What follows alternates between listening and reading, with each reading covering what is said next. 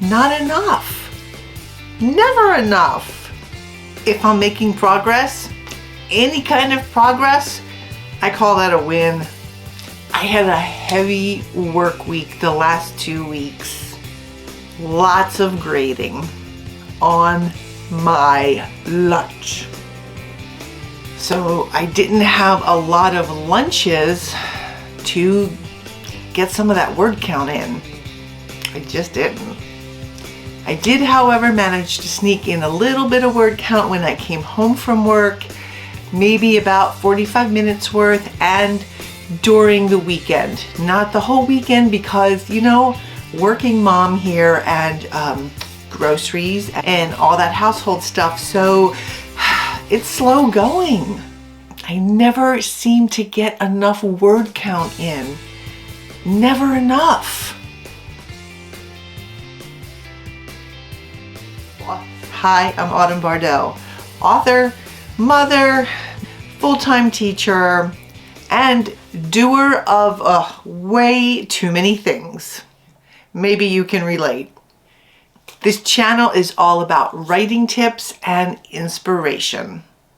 If you have a question about motivation, inspiration, writing tips, the author literary stuff, let me know and, drop me a comment and maybe I can, do a whole video on your question.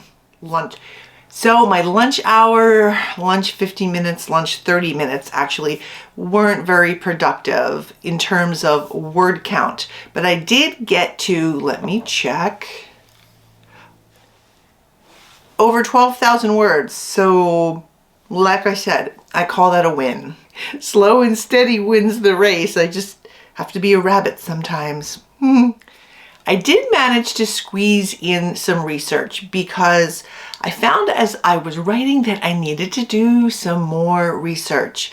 So I picked up this lovely book. It's over there in another room right now. A very little small book about an aspect that I was writing about, and that book itself referenced some other book, a very famous book. So right, what I had to do? I had to buy the very famous book because I thought, yes, this might help. So I ended up buying, that's right, Arabian Nights, and look, it's really pretty, isn't it? It's got the gold. I'm a sucker for a hard copy, pretty book with gold, and look, it even has this, so I don't have to make creases in it. But I do actually have to make some notes on it. So I think I'm just going to use some of those Post-its and put the Post-its in there. Because as I'm reading, I'm coming across some things and I'm thinking, oh, this is good. I could use this in my novel. I could reference this. It might come in handy. So I want to use the Post-it. So I just started reading it. I'm at 28 pages. It is very dense, as you can see. Not a lot of dialogue, but it's an easy read, and I've never read it before, so I am thoroughly enjoying it. So I don't take this to school at lunch because it's just it's too heavy. we'll see. At this point, I'm just like, just weighs down my book bag. But it's at home, so I come home and I read it, before dinner, after dinner, before I just like shut down for the night. I read it and I just have the Post-its handy and I make the notes. So still doing the research. And here's what I find about research. The more research I do, the more the book it's like research ignites your imagination. It just ignites your imagination. And so I like that. So when I'm writing and I'm researching, I don't count that as downtime. I just that's time, because the more solid my novel can be in a first draft, the more it is crystal clear to me in a first draft, just the different aspects of it, the faster and easier I am going to be able to write it. And by easier, I guess, I mean, I'm not going to be staring up into space. It's just going to be there and it's going to be flowing when I do have that 30 minutes at lunch, because it's just going to be bam, start writing. So really, that's like tip number one. I'm doing a lot of blending of ancient things and really, really ancient things, like ancient medieval and then really ancient times, Solomon times. And I'm blending those two in this book that is historical fiction, historical adventure with some mysticism in it. And it's taking a lot of research. It really is. But you know, I like research, so not a problem. So tip number one, if you get writer's block, and I hate block, just like writers slow down, writers pause, do some research. It's amazing for igniting imagination and giving you lots and lots of ideas. Seriously, I think that is like my number one writer's block tip. Okay, so let's talk characters. In the last session, I wrote about not having a full grasp on my main character, which was problematic. So now at this point, I think I do understand her. I do know who she is. I have a good handle on her. I know her weaknesses. I know her strengths. I know her needs. I know her desires. And that's all things that are needed to craft that character arc and then, you know, put that into your story arc so that it all has this beautiful rising action at the end with the story arc along with the plot arc. But there's a but to I know my character. There was this thing, this ability I wanted her to have, and I was stuck on it. I didn't want it to be a tropish kind of ability. And so over the weekend, I was sitting there with my son, and I said, you know, we were having lunch, and I said, here's the story I'm working on, and this is the first in the series. So I explained to him not just the first book in the series, but, you know, the series itself, and he was interested, so that's always a good thing. He didn't zone out. In fact, he got very excited and started looking up things as I was telling him about, you know, what it was about. He's like, hey, they really do exist, and hey, this is really cool, and hey, when are you going to be done? So he was into it, and he's not a writer, and he does read, but he reads mostly nonfiction, except he reads all my fiction. Yay. But he knows his movies, and so he knows when I discuss things like tropes. So when I was discussing something, he's like, no, you can't do that. They did that in such and such story, and or that sounds like Star Wars, or that sounds like something else. And I'm like, okay, no, that's not going to work. That's not going to work. And so we spent about 45 minutes hashing things out. This ability that I wanted her to have, not a power, not a skill, not a talent, but more like a mystical edge, which would work with the story. And it had to be totally believable, like not a superpower, like a totally believable ability. So we mulled over a lot of things, like I said, about 45 minutes worth of different things. And as he would talk about, like, nope, this is medieval. She's not going to be, you know, a great reader and be like a librarian archetype, because chances were, you know, the character that I've devised wouldn't know that she could read. Yes, I'm going to have her be able to read, but as, you know, a big reader, yeah, no, not going to work. She wouldn't have had any like weapons training, so that wouldn't work. I shut down a lot of his suggestions, and you know what? He just kept coming. He just kept coming at them. The more I explained about the book, and the more he was looking things up, and then he finally hit on an ability. I made a suggestion. We tweaked it again. I thought, yes, that is going to work. And my son is 28. He's not a kid, but I gave him a big hug, and I was happy because now I had this thing that was kind of looming over me figured out. And I thought, this will work. So then that night I went to dinner with my husband, and I ran this all by him and told him about her ability, my main character's ability. And he's like, oh, that's not going to work. And then he started telling me why. Now, I didn't shoot him down. I didn't get angry. I didn't try to defend it, because at this stage, at this early stage in the book, I need to hear things. And so I don't want to reject anything. So as he was talking, I'm like, and then he had an idea and I went, oh. So this is what I did as he was discussing the modification of her ability. So I went through this kind of mental checklist. Does this ability make it too easy for her to, overcome her struggles? No. Does this ability, or will this ability, create problems for her? Yes. Can this ability be used against her? Definitely. Can she use this ability incorrectly?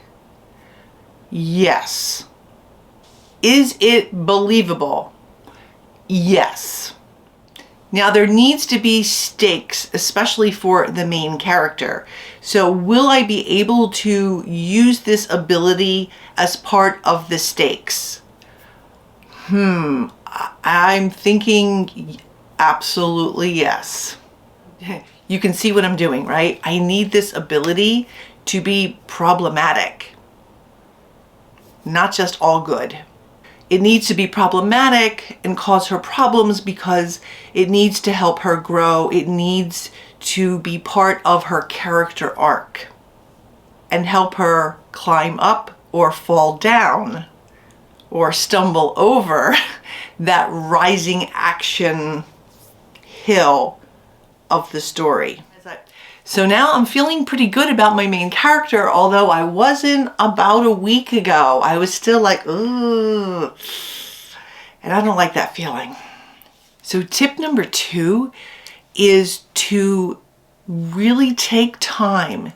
Talk to people who are going to give you some great feedback, and then open up your mind and listen to what they have to say, because you can get really great ideas, or you can grow off, or you can their ideas beget other ideas, which beget other ideas.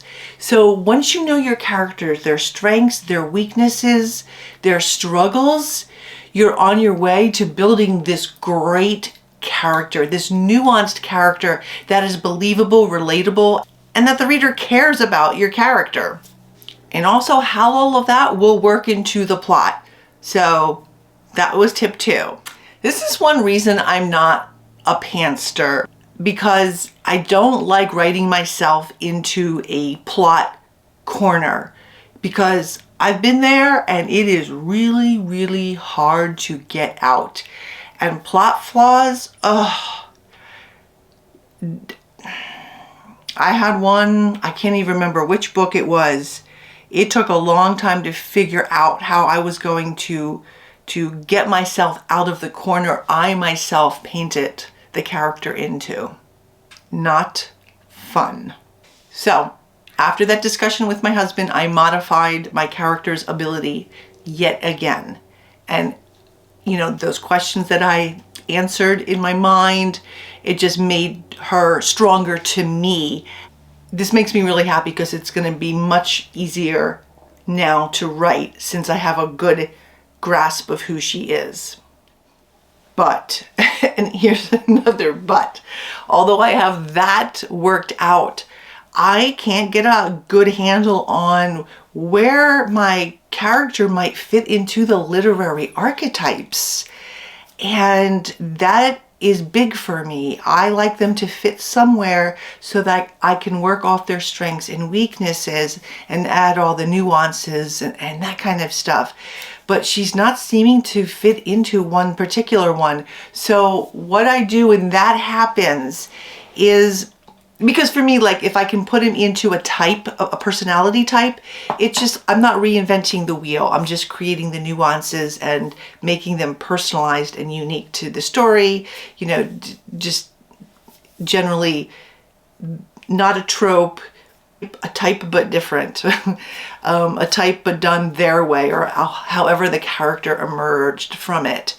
So what I'm going to do is I'm going to use my old standby, which is I go to the Myers-Briggs 16 personality site, and you should take the Myers-Briggs test. It's kind of fun. But there's strengths, there's weaknesses, there's jobs, there's a whole bunch of other things on there. And I'm going to go look at that list and see where my character might fit. Once my character fits there, then I will have even a better handle on her to make her more of a solid character. Because essentially, I don't want my character doing anything that's out of character. They can do things that are unexpected, but when characters aren't, when they do things totally not what they should do, readers are like, whoa, where did that come from? I mean, you've all read stories like that, right? And you're like, no, what, this character would never act that way. But anyway, that is a whole nother 2-hour video on that. One last thing before I go. I haven't decided on the spice level of this book yet. Now, my historical fiction is definitely, there's some R-rated spicy scenes in there, but I haven't decided that yet. Here, I don't know. I mean, I don't have to worry about it yet, but you know, it's one of those fleeting things where you think, if I do get to that part, what is the spice level going to be? What do I want it to be? And I haven't decided at this point. So I guess I will cross that bridge when I come to it. That's it for today. I'm gonna read those 3 tips that were kind of maybe lost in me explaining what I did this past week. Number 1, research ignites imagination. Use it. It still counts as writing time. At least I count it as my writing time. 2, talk things out with someone. Whatever it is, plot, character, it really, really helps. 3, if you're having trouble trying to figure out who a character really is, look at something like literary archetypes or something like Myers-Briggs archetypes. There's all different kinds of personality types. Astrological, there's the Asian astrological signs, there's like tons of them, which I don't want to get into, you know, in this particular video, but that may help you figure out your character quicker so that you can write easier and faster. As always, writers, remember to dream, create, even if it can be tough, and embrace. Bye-bye.